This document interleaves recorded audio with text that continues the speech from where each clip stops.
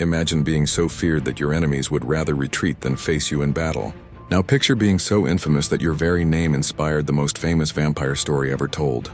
This is the tale of Vlad III, better known as Vlad the Impaler, the real-life inspiration for Dracula. As a young prince in 15th century Wallachia, now part of Romania, Vlad's childhood was far from fairy tales and privilege. At just 13, he and his brother were handed over as hostages to the Ottoman Empire. Years of captivity shaped him, watching his father's assassination and his older brother's brutal execution. These weren't just memories, they were lessons written in blood. When he finally returned home, Vlad found his homeland unrecognizable. Noble families had carved up the country like vultures, while Ottoman influence spread like a shadow across the land. But Vlad didn't come back to negotiate, he came back for vengeance. He chose fear as his weapon and wielded it with surgical precision. His preferred method, impalement, a horrifically slow death that could take days. But here's the twist, this wasn't just random cruelty. Vlad was sending a message, cross me and this will be your fate. His reputation reached its peak during a famous confrontation with the Ottoman Empire. When Sultan Mehmed II arrived with an army of 90,000 men, they found something that stopped them dead in their tracks, a forest of 20,000 impaled bodies.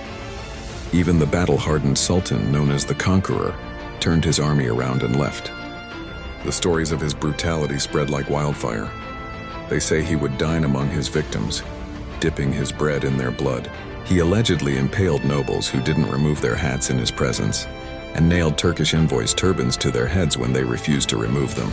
But how did this medieval prince meet his end? That's where history gets murky. Some say he died in battle, others claim he was assassinated. The most widely accepted version is that his head was cut off and sent to Constantinople as a trophy. A grim end for a man who dealt in such spectacular displays of death. But perhaps the most fascinating part of Vlad's story is what happened centuries later. In 1897, an Irish author named Bram Stoker took this historical figure and transformed him into something even more terrifying, Count Dracula. The bloodthirsty prince became an immortal vampire, and his real-life cruelty evolved into supernatural horror. Today, Vlad remains a controversial figure.